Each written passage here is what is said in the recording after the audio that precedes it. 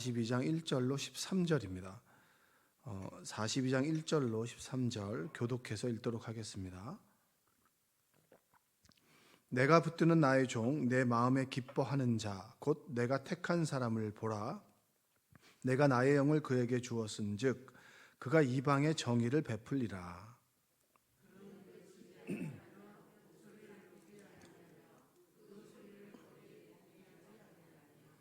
상한 갈대를 꺾지 아니하며 꺼져가는 등불을 끄지 아니하고 진실로 정의를 시행할 것이며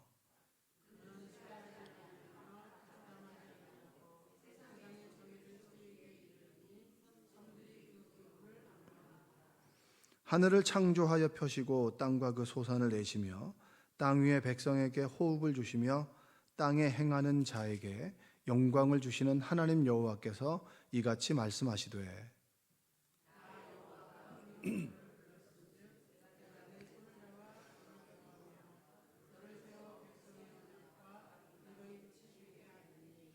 내가 눈먼 자들의 눈을 밝히며 갇힌 자를 감옥에서 이끌어내며 흑암에 앉은 자를 감방에서 나오게 하리라.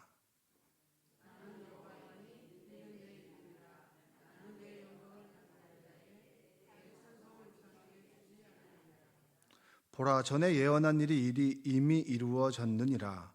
이제 내가 새 일을 알리노라. 그 일이 시작되기 전에라도 너희에게 이르노라.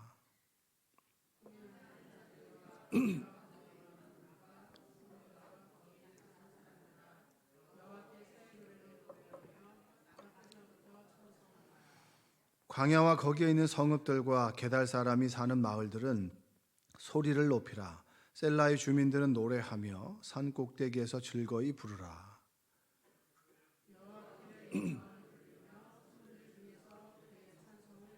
함께 읽겠습니다. 여호와께서 용사같이 나가시며 전사같이 분발하여 외쳐 크게 부르시며 그 대적을 크게 치시리로다. 아멘. 오늘도 하나님의 은혜가 여러분의 삶 가운데 함께하기를 주님의 이름으로 축복합니다. 하나님께서 힘들어하고 아파하는 이들에게 위로를 주시죠. 그 위로는 바로 예수 그리스도입니다. 주님께서 우리와 함께 계신다. 그리고 그분께서 우리를 구원하신다. 그리고 그분께서 우리와 동행하신다라고 하는 것이 최고의 위로입니다. 어떤 따뜻한 말 한마디, 미사여구가 아니라 하나님께서 그 하나님의 독생자를 이 땅에 보내시고 그분께서 십자가를 지셔서 우리를 구원의 길로 인도하셨다. 그리고 예수 그리스도를 믿는 그 믿음으로 인해서 우리가 구원을 받는다라고 하는 것이 최고의 위로입니다. 정말 괜찮아 토닥토닥 거리는 것도 위로이지만 그것은 일시적인 위로이고 예수님께서 포로된 너희들을 구원하실 것이다. 그리고 포로된 너희를 눈 감고 그리고 너희들의 말에 귀를 기울이지 않은 것이 아니라 내가 너희들의 상황을 보고 듣고 알고 있다. 그래서 메시아를 보낼 것이다. 이것이 바로 최고의 위로죠. 42장은 그런 맥락에서 보시면 참 좋습니다. 1절 한번 볼까요? 1절 내가 붙드는 나의 종 내 마음에 기뻐하는 자 곧 내가 택한 사람을 보라. 내가 나의 영을 그에게 주었은즉 그가 이방에 정의를 베풀리라. 내가 하나님의 영으로 부어주셨다. 그리고 그분께서 오셨는데 너희들을 위로해 주시지만 왜냐 너희들은 포로된 이들을 위로해 주시지만 이방에게는 정의를 행할 것이다. 왜 악인은 이렇게 잘 살아가는 겁니까? 왜 믿는 사람이 이렇게 고생하는 겁니까? 하나님의 날에 이르게 되면 그들은 하나님의 잣대로 평가를 받게 될 것이다. 이런 메시지를 주는 거예요. 그러니까 얼마나 위로가 되겠습니까? 하나님께서 우리와 함께 계신다. 그리고 우리를 잊지 아니하신다. 근데 이게 너무 예수님의 입장에서 보면 나랑은 너무 먼 이야기 아닌가 이사야의 말씀을 들을 수 있지만 예수님을 보내셨다라고 하는 그 자리에 하나님께서 나를 보내셨다. 그리고 하나님께서 메시아를 부르셨다. 하나님께서 나를 부르셨다라고 들으면 이 메시지가 좀 다르게 들립니다. 왜 메시아가 필요하냐? 왜 부름받은 그리고 우리가 필요하냐? 3절과 4절 한번 볼까요? 3절과 4절 상한 갈대를 꺾지 아니하며 꺼져가는 등불을 끄지 아니하고 진실로 정의를 시행할 것이며 그는 쇠하지 아니하며 낙담하지 아니하고 세상의 정의를 세우기에 이르리니 섬들이 그 교훈을 앙망하리라. 포로된 이스라엘 백성, 이 시대를 살아가는 우리의 모습이 뭐냐? 상한 갈대라는 거죠. 상해 있다. 뭔가에 늘 상해 있는 거죠. 툭 치면 이렇게 분노가 치밀기도 하고, 뭔가를 늘 결핍되고 부족하고, 그리고 건강한 것이 아니라 어느 부분에서는 무엇인가가 하나씩 상해 있는 갈대와 같은 존재가 바로 이스라엘 백성이고 오늘을 살아가는 우리의 모습이다. 그리고 꺼져가는 등불, 등불이 밝고 활활 타올라야 되는데 저 등이 있잖아요, 그렇죠? 저기 이 밝기를 조절하는 등이거든요. 이걸 확 돌리면 밝아지지만 기도할 때는 이렇게 좀 줄여주면 이 불빛이 조금 밝지 않고 조금 어둡죠, 그렇죠? 저것처럼 우리의 모습이 꺼져가는 등불이라는 거예요. 하나님 없는 우리의 삶은 늘 꺼져가는 등불이라는 거죠. 근데 세상 사람들은 하나님 없이 스스로를 태우기 위해서 끊임없이 자신을 드러내고 끊임없이 무언가를 채우고 끊임없이 뭔가를 가지려고 한단 말이에요. 우리의 모습이 뭐냐? 우리의 모습이 뭐냐? 꺼져가는 등불과 같다. 그리고 4절에 보니까 쇠하지 아니하면, 늘 우리는 쇠하잖아요. 여러분이 뭐 얼굴에다가 이렇게 보면 뭐 이렇게 막 투자하잖아요. 그렇죠? 투자하기도 하고 이렇게 뭐 이렇게 그런 거 있죠. 그냥 이렇게 병원 갔다 오면 확 좋아지고 이렇게 막 팍팍 펴지고 이런 거. 쇠하니까. 우리 육신이 쇠하니까 쇠하지 아니하게 뭔가를 자꾸 이렇게 노력하는 거잖아요. 좋게 봅니다. 왜냐하면 하나님 주신 육체인데 맨날 이렇게 찌그러뜨리고 다니는 것보다는 확 펴고 이쁜 게 좋죠. 그렇죠? 왜냐하면 우리는 관리하지 않으면 이게 쭈그러드는 걸 알아요. 쇠하기 때문에. 근데 그분께서 우리 안에 계실 때 우리는 쇠하지 아니한다. 아멘? 그게 우리의 위로 아니겠습니까? 그리고 낙담하지 아니하고, 우리는 늘 변화되는 세상 속에 낙담하죠. 늘 희망과 용기를 가지고 살아가지만 세상 앞에 딱 부딪히면 이렇게 하면 낙담하게 되죠. 그분께서 우리 안에 계실 때 낙담하지 아니하게 될 것이다. 그리고 세상에 정의를 세우기에 이르르니 섬들이 그 교훈을 앙망하겠다. 하나님을 이 세상과 모든 사람들이 높일 것이다. 제가 이 말씀을 계속 읽으면서 하나님께서 메시아를 보내주셨고 또한 이사야를 통해서 희망의 말씀을 끊임없이 보내시죠. 끊임없이 세상을 살아가는 우리에게 희망의 메시지를 보내십니다. 근데 제가 말씀을 읽으면서 꺼져가는 갈대와 같고 상한 갈대와 같고 꺼져가는 등불과 같은 우리에게 메시아를 보내주셨지. 근데 세상을 향한 나의 메시지, 하나님께서 나에게 주시는 메시지가 뭘까? 계속 읽으면서 저에게 주셨던 말씀이 6절에 있는 말씀이에요. 5절과 6절 한번 읽어보겠습니다. 하늘을 창조하여 펴시고 땅과 그 소산을 내시며 땅 위의 백성에게 호흡을 주시며 땅에 행하는 자에게 영을 주시는 하나님 여호와께서 이같이 말씀하시되 나 여호와가 의로 너를 불렀은즉 내가 내 손을 잡아 너를 보호하며 너를 세워 백성의 언약과 이방의 빛이 되게 하리니. 나 여호와가 의롭게 너를 불렀다는 거죠. 불렀다. 우리가 의롭지 않은데 하나님의 의로 너를 불렀다. 목회자에게 가장 중요한 건 콜링입니다. 콜링. 부르심. 근데 이건 목회자만이 아니죠. 여러분들도 하나님께서 여러분을 부르셔서 이곳에 계시잖아요. 아멘? 처음에는 그 의미를 잘 몰랐습니다. 하나님이 나를 부른다라고 하는 의미가 몰랐죠. 이제 이번 주 화요일 날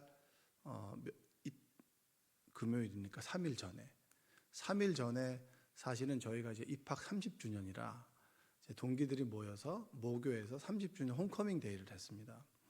홈커밍 데이를 했는데 그때 20살 때 있었던 건물하고는 좀 달라졌죠. 그때는 그 채플이 있었는데 아주 오래된 그 문화재 같은 그런 채플이었는데 그걸 허물고 새로 현대식으로 예배당을 지어서 우리가 처음에 예배를 드렸던 곳은 우리처럼 좀 낡은 거지만 지금은 조금 현대적인 부분이었는데 모여서 이렇게 예배를 드릴 때 참 감격이 새롭더라고요. 20살 때 뭘 알겠습니까? 고3 때 학력고사 공부하다가 이제 마지막 학력고사 세대라 그냥 시험 보고 사명감 가지고 들어왔죠. 떨어지면 이제 수능이니까 이건 어쩔 수 없이 이건 올인해서 이제 들어온 사람들이 모여서 함께 예배를 드렸을 때 그들이 뭘 사명을 알겠습니까? 또 뭐 하다 왔냐 그러니까 엄마가, 그리고 어떤 애들은 뭐 의대를 공부하다가 이제 우리 표현으로 헷가닥 해서 너는 거기 있었어야지 왜 여기 왔니? 뭐 그것부터 시작해가지고 하여튼 동기들이 여러 가지 사연 가운데 왔죠. 근데 그때는 부르심이었어요. 사명이 있었다고요. 하나님께서 우리를 부르셨다라고 하는 것이 있는데 무엇을 위해 부르셨고 어디에 가야 되는지는 잘 몰랐습니다. 그러면 하나님이 정말 널 부른 게 맞냐? 뭐 그것부터 얘기해가지고 엄마가 서운한 거 아니냐? 그것도 맞는데 부르심도 있었던 것 같다부터 왔다 갔다 하다가 여러 가지 격변의 시기 속에서 하나님을 믿어야 되냐 말아야 되냐부터 시작해서 굉장히 이성이 발달하고 그리고 방황하는 그때를 지나서 끊임없이 30년 동안 우리를 붙들었던 게 무엇이냐? 하나님의 부르심이었다. 부르심. 30년을 돌아봤을 때 대단하게 무엇은 일을 했나? 그렇지 않아. 그렇지 않지만 하나님께서 우리를 부르심에 그 음성 앞에 우리가 지금 서 있다. 전 그것이 좋았습니다. 대단하게 무엇을 하지 않고 그리고 아골골짝 빈들에도 오늘 불렀던 찬양처럼 아골골짝 빈들에도 복음 들고 가오리다. 우리 그 찬양 무지하게 불렀거든요. 아골골짝 안 가요. 안 간다고요. 그리고 우리가 아시겠지만 부름받아 나서님은 어디든지 안 갑니다. 예? 부름받는 건 맞은데 어디든지 간다고 늘 찬송했지만 어디든지 안 갔어요. 늘 머리 굴리고 이거 시골 너무 가다가 시골 사람 되는 거 아니야부터 늘 고민하지만 거기 있는 거예요. 자발적으로 그래 우리는 부름받아 나서는 어디든지 가겠습니다 이렇게 멋있게 가야 되는데 사실 우리는 그렇게 하지 않았거든요. 부름받아 나선 이 몸은 맞는데 나서긴 나섰는데 조금 좋은 데 가고 싶고 좀 대우 잘해주는 데 가고 싶고 그리고 더 박수 쳐주는 데 가고 싶지 누가 뭐 어두운 데 가고 싶겠어요? 괴로우나 즐거우나 주만 따라가기도 했지만 내 욕망을 따라갔다고요. 그리고 아고골짝 빈들에도 복음을 들고 가죠. 근데 거기 정착하기는 원하지 않았습니다. 정주하기는 원하지 않았어요. 점프하길 원했던 것이 우리의 모습이란 말이에요. 소돔 같은 거리에도 사랑 없이도 간 적도 많아요. 사랑 없이도. 그래 사랑해야지 하나님께 사랑 없다 그래서 그냥 사랑 안고 갔는데 사랑 없음을 깨닫고 하나님께 기도하면서 사랑을 받았던 게 우리였고 그리고 종기 영광 모든 권세는 주님 홀로 안 받았어요. 우리가 받았어요. 사실 십자가는 주님 지시고 종기 영광은 우리가 받기를 원했던 모습이 바로 30년 동안 우리의 모습인데 그러나 우리의 모습이 어떻든지 간에 좀 못나고 잘나고 떠나서 부르신 그 자리에 있었던 거예요. 전 그게 감사했습니다. 부르신 그 자리를 떠나지 않고 조금 못나도 대단한 걸 이루지 않아도 내 이름을 누가 알아주지 않아도 하나님께서 우리를 부르셨다. 그 부르심의 콜링 앞에서 어떤 모습이냐 지질이 궁상 같은 모습일지라도 그 자리에 머물렀다라는 거예요. 여러분들도 그러실 겁니다. 뭐 대단한 믿음 별로 없어요. 제가 보니까 대단하다고 이게 표현하지만 대단하지 않아요. 왜냐? 우린 연약하거든요. 툭 치면 넘어지고 그러나 중요한 건 넘어지더라도 이 자리에 머물러 있는 거. 시간의 세월이 지나면서 점점 더 내가 그 부르심의 그 자리에 머물러 있고 10년 전과 5년 전과 1년 전과 비교했을 때 내 모습이 그래도 단단해지고 있는 거. 왜냐? 우리는 대단하지 않기 때문에 하나님께 의로 우리를 부르셨다라고 하는 겁니다. 부르심의 그 자리에서 지금 머물러 있고 그리고 부르심의 그 자리에서 하나님 보시기에 조금 부끄럽지만 그래도 이 자리에 머물러서 하나님 말씀을 듣고 있고 그리고 하나님을 찬양하는 그 자리에 있고 그리고 하나님을 고백하는 그 자리에 있는 것 그것이 귀한 것 아니겠습니까? 대단하게 무언가를 이루지 않아도 괜찮아요. 지금 내가 누구와 함께 있는가? 내가 지금 하나님과 함께 있고 믿는 사람들과 함께 있고 그리고 하나님을 부르는 그 자리에 있다라고 하는 그것이 우리에게 소망이고 복인 줄로 믿습니다. 6절 한번 다시 읽어볼까요? 나 여호와가 의로 너를 불렀은즉 내가 내 손을 잡아 너를 보호하며 너를 세워 백성의 언약과 이방의 빛이 되게 하리니. 부름은 부르신 분의 의지이고 계획이잖아요. 동기 중에는 인도에서 선교사로 살아가는 사람이 있습니다. 인도 남자와 결혼해서 그분이 목사가 되고 그리고 인도에서 정주하면서 살아가죠. 그 살아가는 삶이 얼마나 힘들겠습니까? 사명으로 결혼했지만 한국 사람이 인도 사람들과 함께 살아가고 인도 남편과 함께 살아가는 것이 얼마나 힘들고 어렵겠어요. 어떤 친구는 선교지를 여러 군데로 옮기면서 지금 일본에 있는데 선교지를 계속 옮기는 거예요. 능력의 유무를 떠나서 옮기는데 그 선교사가 후원을 받는 게 얼마나 어렵겠습니까? 그러니까 늘 이제 우리를 만나면 조그만 과자에다가 명함을 집어넣어서 줘요. 그 느낌이 뭔지 아시죠? 새로 이제 가게 오픈하면 이제 이렇게 하는 것처럼. 그럼 그거 볼 때마다 너도 힘들고 참 후원해주지 못하는 우리도 힘들다. 그런 삶을 살아가는 거죠. 그 중에는 신학교에서 일찍 하늘나라 간 사람도 있고 어떤 친구는 간경화로 지금 간경화가 진행되는 사람도 있고 어떤 친구는 99년도에 뇌출혈로 쓰러졌다가 지금 회복된 사람도 있고 그리고 어떤 친구는 위암을 수술하고 이게 이제 위암이니까 이제 계속 관리하다 보면 이쪽 이렇게 숙여지니까 허리가 아파서 그럼에도 불구하고 다 사연과 스토리가 있지만 하나님의 부르심에 그 자리에 머물러 있는 거. 그게 참 감동적이었습니다. 저도 하나님의 그 자리를 떠나지 않고 지금 이곳에 있다.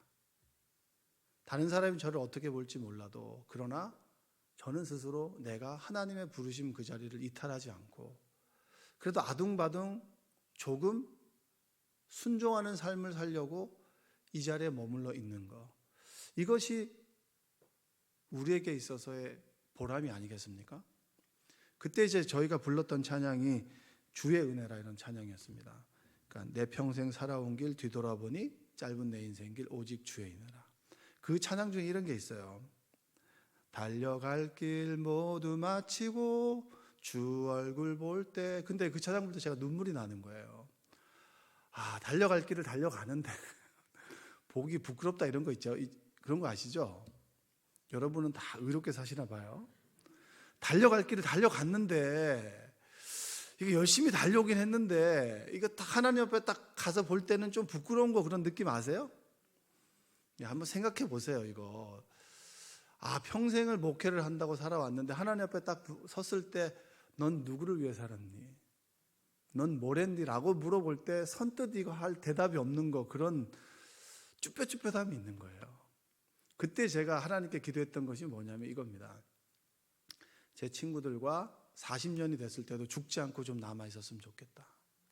40년 이후에는 이제 은퇴는 다양한 거니까 70까지 완주하는 사람도 있을 것이고 중간에 가는 사람도 있을 것이고 그리고 좀 가다가 65세 자원 은퇴하는 사람도 있을 것이고 다양하게 있겠죠. 그러니까 함께 할 수 있는 40년은 함께 할 수 있으니까 40년의 이 자리에 함께 주님을 찬양했으면 좋겠다. 왜냐? 우리는 부르심을 받았으니까.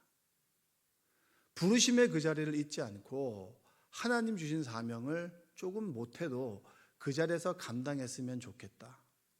그리고 은퇴하고 난 다음에 부끄럽지 않은 목회자가 됐으면 좋겠다. 하나님 보시기에 하나님 이거 하나는 제가 완주했습니다라고 이야기할 수 있는 그런 목회자가 됐으면 좋겠다. 왜냐? 우리는 하나님께서 우리를 의로 불렀으니까. 내가 잘해서 의로운 것이 아니라 그분의 의로움으로 불렀고 그분의 의로움이 나에게 전가되었기에 우리는 의로 부르심을 받은 사람들이니까. 의로 부르심을 받은 이들이 오직 주의 은혜를 고백하는 그 찬양, 그것이 바로 우리가 드릴 수 있는 최고의 고백 아니겠습니까? 달려갈 길을 모두 마친 후 주 얼굴 볼 때 나는 공로 없도다 오직 주의 은혜라. 그 고백인데 정말 제가 그 고백을 찬양하면서 좋았습니다. 제가 성가대석에 앉아가지고 어떻게 찬양을 하겠어요, 예배 때. 부름받은 이들이 함께 모여서 하나님의 은혜를 찬양하고 하나님의 은혜를 고백하는 그 자리. 모두가 어떤 놈은 잘 나가는 놈도 있고 어떤 놈은 못 나가는 놈도 있고 어떤 놈은 늘 좌절과 절망 가운데 있고 상한 갈 때도 있고 꺼져가는 등불도 있지만 타오르는 등불도 있죠. 그러나 우리 모두는 부르심의 그 자리에 서 있다. 그리고 늘 하나님 앞에 부르심의 그 자리에서 부끄럽지 않도록 아둥바둥 살아간다. 아골골짝 빈들에도 복음 들고 가지 않았고 불평불만을 들고 갔지만 하나님 왜 나를 여기에 보내셨습니까? 라고 원망했지만 그 기도 가운데 하나님께서 부르신 이유와 뜻과 계획을 알아 순종하며 다듬어진 모습으로 주님 앞에 서 있는 그 모습을 하나님께서 기뻐하지 않으시겠습니까? 우리가 대단하게 사명감 가지고 살아가는 것 같지만 하나님의 은혜에 비추어서 그 사랑의 한 조각을 가지고 그 사랑의 한 조각을 가슴에 품고 그 사랑으로 자꾸 사람들에게 전하다 보면 그 사랑이 좀 더 커져서 그 사랑이 나를 믿음의 사람으로 만들어가는 거. 그게 그리스도인의 모습 아니겠어요? 여러분과 저는 하나님의 의로 부름받은 사람들입니다. 믿으십니까? 여러분의 직분, 여러분의 사명, 여러분의 자리를 우습게 보지 마세요. 그 자리만 지키고 사는 것도 의미 있는 모습입니다. 좋은 아버지가 되기 위해서, 좋은 어머니가 되기 위해서, 좋은 자식이 되기 위해서, 또 하나님께서 주시는 공동체를 위해서 내가 그 공동체를 품고 기도하며 살아가는 거. 그 공동체에서 내가 집사로 부름을 받았습니다. 권사로 부름을 받았습니다. 장로로 부름을 받았습니다. 여러분 이 고스톱 쳐서 딴 거 아니잖아요. 그렇죠? 내가 집사 땄어. 어디 그런 사람도 있더라고요. 그런 사람에겐 딴 거지만 우리는 집사로 부름을 받고 권사로 부름을 받은 겁니다. 찬양대로 부름을 받은 거고 주방봉사로 부름을 받은 거고 그리고 내가 선교회장으로 부름을 받은 거죠. 그 부르심의 그 자리에서 하나님 보시기에 부끄럽지 않도록 때로 부끄러울 수 있어도 그 자리를 지켜나가는 것 아둥바둥 지켜나갈 수 있는 거. 그 자리를 지켜나가기 위해서 기도하고 그리고 하나님께 부르짖으면서 하나님의 사랑으로 우리가 다듬어지는 거. 그게 하나님께서 우리에게 원하시는 모습 아니겠습니까? 여러분 부르심의 그 자리에서 부르심이 부끄럽지 않도록 달려갈 길 모두 마친 후 주 얼굴 볼 때 하나님 제가 공로가 아무것도 없습니다. 드러낼 것이 없지만 제가 이제까지 이 자리를 지킬 수 있었던 것은 오직 주의 은혜입니다. 그 고백이 여러분의 삶에 가득하기를 주님의 이름으로 축원드립니다. 기도하겠습니다. 사랑과 은혜가 풍성하신 아버지 하나님 감사합니다. 내가 너를 의로 불렀은즉 우리는 부름받은 하나님의 자녀입니다. 부르심의 그 자리를 떠나지 않도록 하시고 내가 드러내지 못하고 부끄러운 자리를 할지라도 그 자리를 지켜내는 그런 은혜를 허락하여 주시옵소서. 달려갈 길을 모두 마치고 주님의 얼굴을 볼 때 나는 공로가 하나도 없음을 주님 고백하오니 우리를 불쌍히 여겨주시고 우리를 사랑하여 주시고 이 세상 속에서 주의 기이한 빛을 드러내고 하나님의 자녀로 살아가기에 부끄럽지 않도록 우리를 인도하여 주옵소서. 예수님의 이름으로 기도합니다. 아멘.